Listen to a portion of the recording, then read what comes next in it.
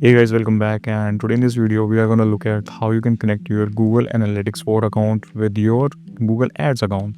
So we have access both of these accounts on the same mail. So make sure you have already access both of them on the same mails, and if you don't, try to get them because the process will be more easier for you. And let's just jump to the video. So first of all, we have to go to this tool section, and from here we have to go to this data manager. And here you will see some options like Google Analytics 4. This is the Google Analytics 4. Now click on this. After clicking on this one, you will find some properties that is linked with your Google mail.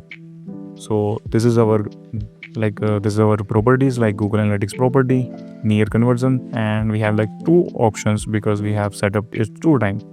So now how you can differentiate if you tackle the same problem. So we have to tackle this with this is a property ID. So we have to check the property ID of our Google Analytics. And how you can do that? So first of all, you have to go to this admin section.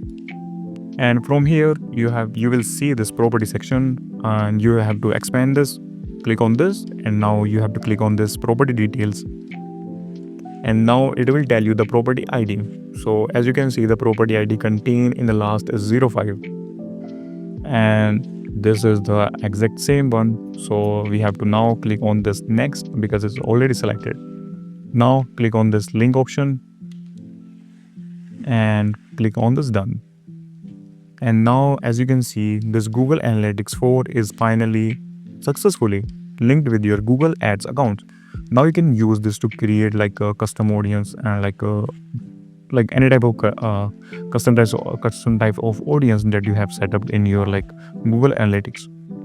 So that's all for this video. I hope you find this video some meaning, and you can consider to like this video, subscribe our channel as well, and I will see you in the next one.